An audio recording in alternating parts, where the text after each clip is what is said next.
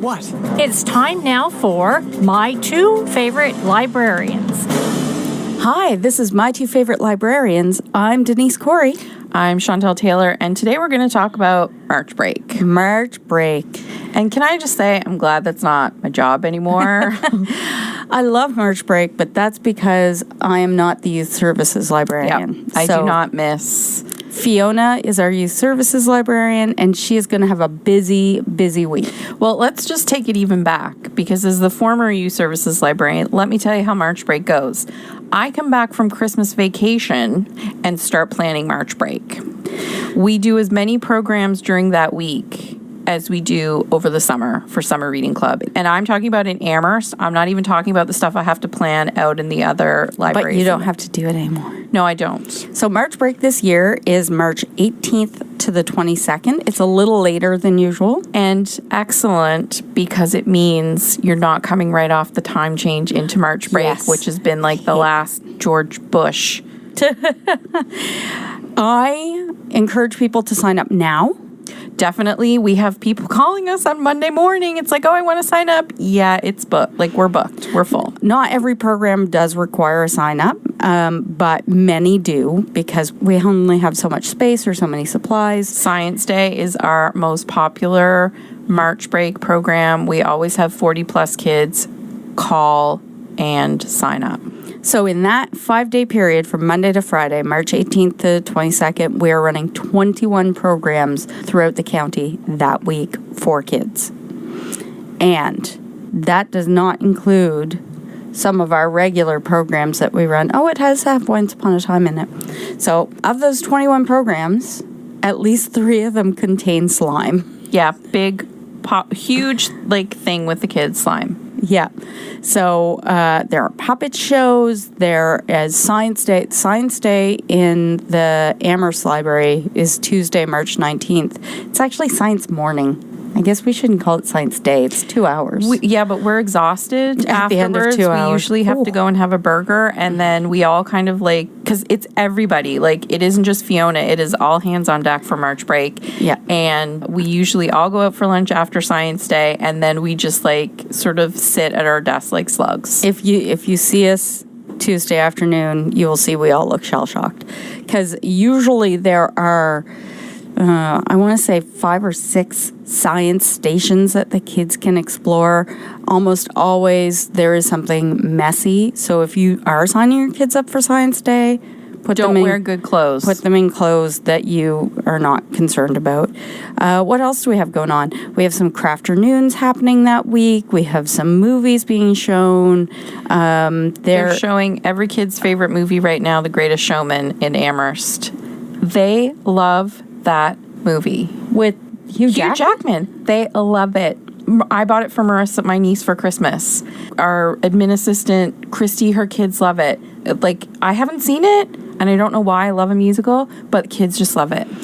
River Hibbert is doing Penguin Day. I don't even know what that is, but I want to go to that. That sounds fascinating.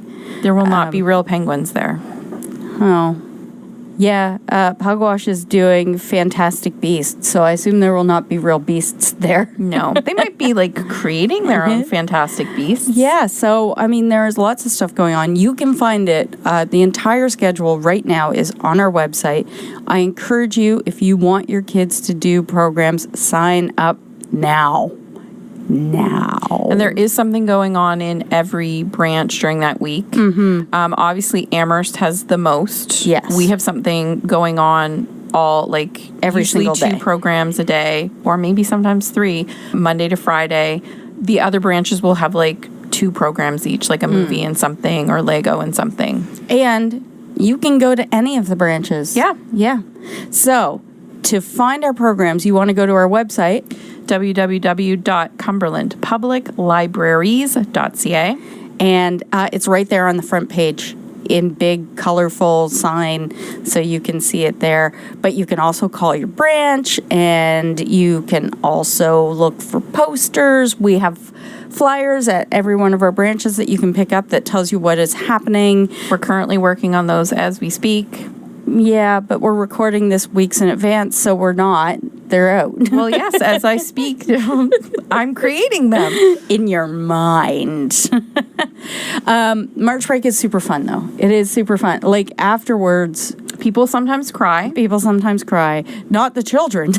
No. No, the staff. The staff sometimes cry. It's a very exhausting week because you really pour a lot into that week. And we get huge number, even if you don't come in for the programs, we have a huge number of people who just come and visit the library that week just to do stuff with their kids. It's free. All of the programs that we offer for March break, entirely free. No cost at all. All you have to do is sign up and show up. When I was doing that job, there were kids that I only saw at March break and in the summer. So for a couple of years, I would just see them for that, like 1 week and then every Thursday. And then in the summer. Yeah. It's great, though. It's a fun, fun week. We should also mention Lionesses sponsor. Yes. Thank you to the Amherst Lionesses. They sponsor us with some money. And then on the Friday, they come and volunteer with us, which is really nice. This year on the Friday in Amherst, we're doing an Iron Chef, which means that I think we're going to make those lovely women eat something that children make. So, And they love every minute of it. I'm not joking. They're so pleased. They come in. It's a great time. We really appreciate them coming in, especially by the time Friday hits. We're pretty exhausted. So it's nice to have some fresh people who are like, yay. And we do really appreciate that they sponsor us too. And I don't know. That's the only thing really, like, I don't have anything happening this week at the library. No, everything is going into planning March break. So there's no there's adult regular programs. Once Upon a Time is happening at the Amherst branch. Twisted Stitchers is happening. But as far as kids programs, nothing is happening. But because again, it's Until like 11 March or break. 12 programs in Amherst. Yeah. March break, it's a big thing. Yeah, so it's very exciting. So if you have kids, grandkids, kids that you're taking care of for March break that you want to go to the programs, make sure to sign them up. And there's a few things happening for teens as well. Yes. We're doing, I think, a breakout with the Y. Fun. I'm pretty sure. Okay, so what are you reading? I am reading Love Hacked by Penny Reed. I bet it's a romance. It is. It's book number 5, and I've skipped around in the Knitting in the City series. So I've read... It's romance and knitting. Yeah, it's it all my touches all of together. Is there cake? Because if there is romance and knitting and cake, it's basically everything you've ever wanted. There's not cake in this one. There is Indian food, but there's not cake. Okay. So I read book 1, which I really loved, and I read book 4, which is because Penny Reed writes the Winston Brother series. Oh, my yes. favorite. So That's the guys with the beards and all of the terrible names. don't make fun of Cletus. So the Winston Brothers series is a spin-off of the Knitting in the City, and so Ashley, their sister, is one of the ladies in this knitting group. Okay. And in the first book, they stab people who are coming in to, like, kidnap one of the main characters. Janie is the one, and they stab them with knitting needles to, like... I would not do that. They were just cheap Susan Bates ones. They weren't like Addie Turbos or something. But Yeah, because my knitting needles I buy the good stuff. So I skipped to this one because the little blurb, Sandra is the heroine in this, and she's had 30 dates in the last year, and 29 of them left crying. She's a psychiatrist. And so she goes through the date, they sit down and they talk and they say, It sounds like my dating life. They say, oh, you look really familiar. And then they start talking about their mothers. And then she goes into like psychiatry mode. And then she gives them a card for one of her colleagues and they leave crying. I'm not even going to delve into that. It's very, very silly, fun, contemporary romance. I'm reading The Rest is Silence by Scott Fotheringham. And it's set in very rural Nova Scotia. So not fun. So this guy has decided to go back to the land. He bought land outside of Middleton, from what I can understand. And It's fiction. I know it sounds, like it would be something that's real, and he he's living in a tent right now. He plants a garden, he bikes, he doesn't, he's living pretty separate from most of the community. Does he get eaten by a bear? No, it's actually it's one of those cli-fi books. Oh. So cli-fi is climate fiction, and it's a new subgenre of thriller. It's about the effects of climate change and global warming, and we're going to do a whole radio show on it later, but something has happened that no plastic exists anymore. Oh.